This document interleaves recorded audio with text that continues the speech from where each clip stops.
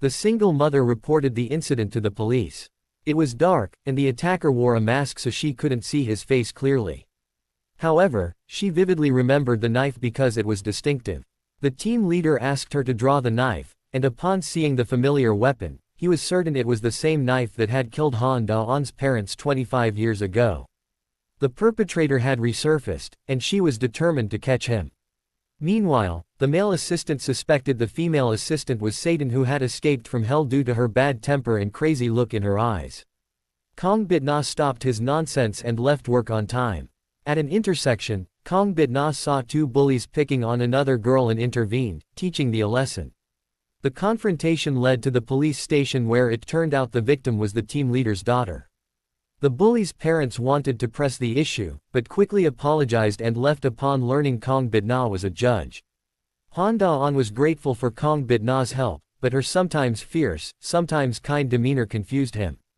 To clear up his confusion, he visited an old lady who had argued with Kang Bit-na before.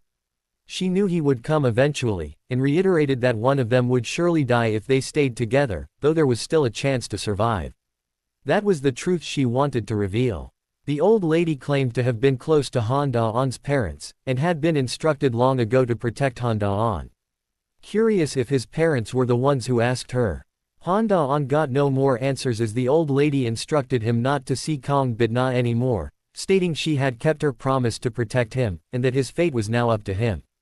After sending Han Da-on away, the old lady blew out a candle in front of a mirror, revealing a young face.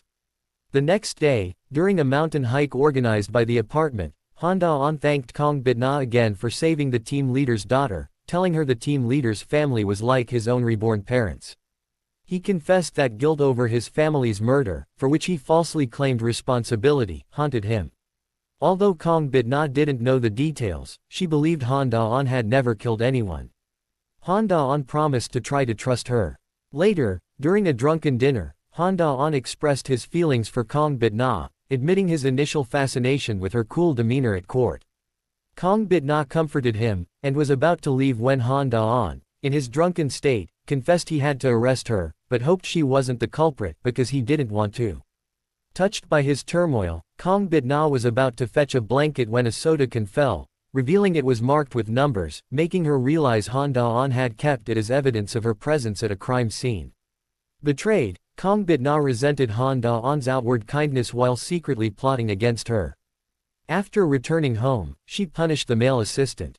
She had given him a crushed soda can, which he thought he'd accurately thrown into the trash bin, but he accidentally threw it outside instead. The female assistant arrived and wanted to teach the male assistant a lesson for Kang Bit-na, but Kang Bit-na stopped her. They had to be cautious around Han Da-on now. The female assistant suggested they simply remove Han Da-on as an obstacle. Kang Bit-na sternly warned her never to harm Han Da-on. The female assistant felt Kang Bit-na was overly protective of Han Da-on, and asked the male assistant if Kang Bit-na had ever cried, threatening to report if he saw her cry. Curious about her motives, the male assistant asked why, and the female assistant replied that a demon who falls in love with a human becomes useless. The next day, the police received a report from a mother and daughter, worried because the father hadn't returned home for 2 days and his phone was off. The police informed them that an adult male missing for 2 days couldn't be declared missing. They should report again if he didn't return in a few days. Unbeknownst to anyone, Won Chong-seon, an employee of Ko-Food, had been murdered. He had been striking with colleagues for fair rights due to the company's poor policies, leading to many employee deaths. President Choi of Ko-Food ignored the workers' dissatisfaction and instead staged a scene on the street. He pretended to care for an injured stray dog, taking it home to enhance his image as a protector of the weak and an animal lover. However, no one knew that once home, he turned the dog into a taxidermy display. To resolve the strike, President Choi invited committee member Won Chong-seon for a discussion, offering him money to end the strike. Won Chong-seon refused to compromise and President Choi ordered his men to capture him. When Won Chong-seon awoke, he found himself at a golf course, begging President Choi to let him go. Instead, President Choi hit him with a golf club until he was severely weakened and let him leave. Won Chong-seon tried to escape despite his pain, but fell, dropping his voice recorder. A car then hit him directly. Disappointed after their failed report, Won Chong-seon's wife and daughter walked the streets. The devil mechanic, familiar with Won Chong-seon's family and sympathetic to his disappearance, went with another person to seek Kang Bit-na's help, showing her a photo of President Choi, the last person Won Chong-seon was seen with. At a dessert shop, Kang Bit-na wrote Won Chong-seon's name on the glass, but saw nothing, indicating he was dead. Meanwhile, someone found Won Chong-seon's body in the mountains. The police, upon finding his dropped voice recorder and hearing the recordings, summoned President Choi. He claimed his hitting Won Chong-seon was accidental and not murderous. Without concrete evidence, the police couldn't detain him. President Choi's father, to prevent escalation, sought help from Congressman Young, who initially stated the judiciary was impregnable, but changed his mind when offered some land, acknowledging even iron walls have their weaknesses. The police chief was pressured by the superintendent not to pursue the case further. The team leader refused to compromise and insisted on handing the case over to the prosecutors. However, Congressman Young had influence over the courts, and the chief judge ordered Kang Bit-na to quickly and superficially conclude the case. In court, Kang Bit-na followed protocol by allowing the prosecutor to present the case, but the prosecutor stood up and said nothing. Kang Bit-na questioned President Choi, presenting a recording as evidence, and asked if he admitted to killing Won Chong-seon. Relying on his protective connections, President Choi found various excuses to evade responsibility. Kang Bit-na did not press further and directly declared the trial over. Han Da-on approached Kang Bit-na, hoping she would meet with the victim's family to hear their side. Due to the Sodakan incident, Kang Bit-na was cold towards Han Da-on and declined his request. Nonetheless, as Han Da-on followed her and expressed that he could only think of her during such times, Kang Bit-na softened. Together, they went to see Won Chong-seon's body. Kang Bit-na placed her hand on Won Chong-seon's forehead and saw the entire process of his bullying and murder. However, she told Han Da-on that there were no signs of homicide. After leaving the morgue, they saw Han Da-on's colleague at a crossroad. That evening, the team leader and colleagues were staking out the apartment entrance to capture a killer who had reappeared after 25 years. The colleague left the car to buy something from a convenience store when the killer suddenly appeared. The team leader immediately gave chase. As they struggled, the killer slipped away but found himself in a dead end. The team leader, having waited 25 years, was determined to avenge Han Da-on's family. When the colleague returned, he found the team leader was not in the car. Han Da-on had a bad feeling and ran into the alley to find the team leader with Kang Bit-na following. They did not find the team leader, but saw fresh blood on the ground.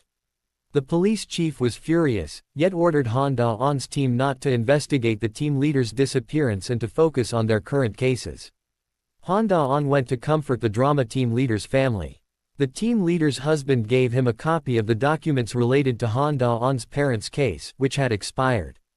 The team leader had made a copy, saying the culprit had reappeared. The team leader's husband wanted Han Da-on to know the team leader was fulfilling her promise and hoped Han Da-on would also remain committed to his duty. Returning home, Han Da-on met Kang Bit-na, who was leaving the house. She asked about the team leader's whereabouts. Han Da-on believed the team leader would return soon, but his pretended strength made Kang Bit-na uncomfortable. She considered using her demonic powers to find the team leader but gave up, thinking it was none of her business, after recalling Han Da-on's belief that the team leader would return. She hesitated to ask about Han Da-on's recent condition, but then received a message from him, asking her to meet someone with him. They went to Won Chong-seon's colleague's house. President Choi had claimed that Won Chong-seon had a lot of gambling debts and used the strike as an excuse to extort money. Kang Bit-na asked if this was true. The colleague explained that Won Chong-seon's daughter had cancer and needed medication, so he indeed needed money but had never gambled. It was a malicious lie by President Choi. Han Da-on asked the colleague to testify in court to expose President Choi's lies, and the colleague, planning to leave Choi's company and find a new job, agreed to testify. The case went to its second trial. The colleague who had agreed to testify changed his testimony in court, claiming Won Chong-seon gambled, was in debt, and threatened President Choi with a strike to extort money to clear his debts. Kang Bit-na listened to the testimony and announced the final judgment day for President Choi. Her assistant handed her a revealing the sole survivor of a serial murder case from years ago was Han Da-on. Seeing Kang Bit-na's reaction, the assistant suspected she had feelings for Han Da-on. During the final hearing of President Choi's case, after considering all evidence and testimonies, Kang Bit-na sentenced President Choi to 1 year in prison with a 2-year suspended sentence. Won Chong-seon's daughter, unable to accept the verdict, fainted while accusing Kang Bit-na, who felt sympathetic but was more disturbed by Han Da-on's disappointed look.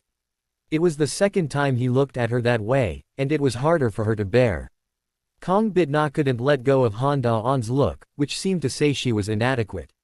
Her male assistant thought her mood was due to online backlash, and asked if she wanted to continue working with her female assistant. He feared the female assistant might betray Kang Bit-na, not appearing as a kind-hearted demon, but Kang Bit-na thought he was overthinking. Demons weren't necessarily good people.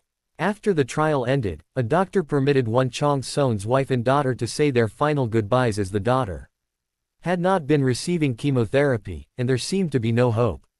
However, miraculously, the daughter opened her eyes, and upon examination, the doctor found the cancer had reduced significantly, indicating a potential recovery.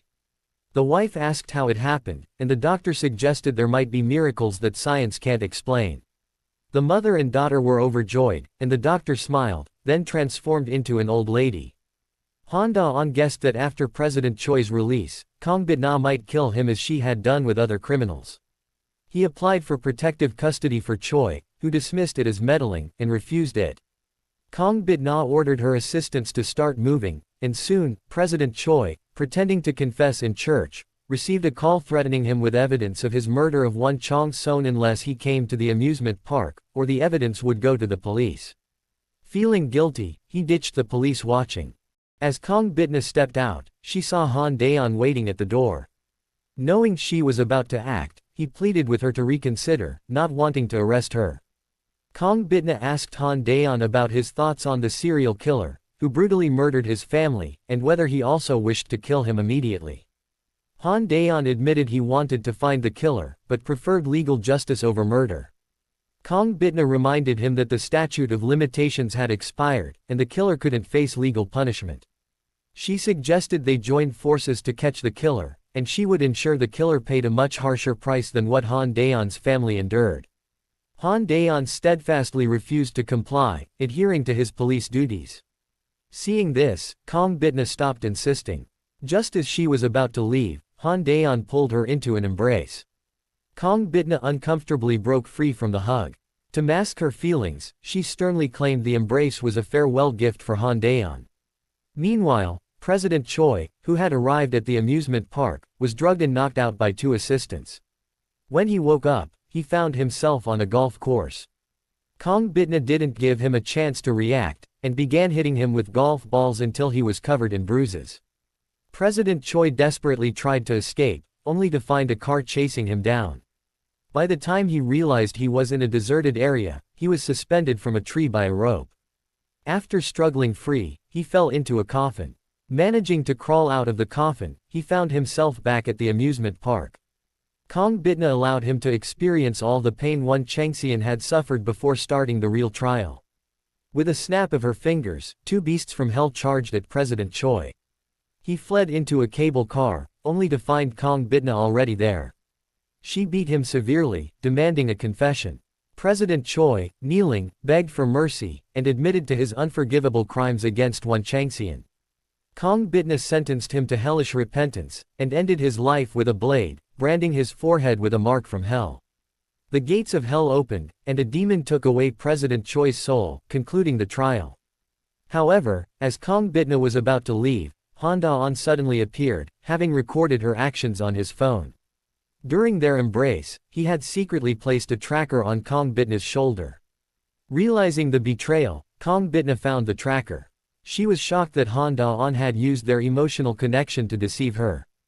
Han Da-on insisted his feelings were genuine, but Kang Bit-na no longer trusted him. Angered, she drew a blade to attack Han Da-on, who countered by throwing sulfur powder at her, stripping her of her powers.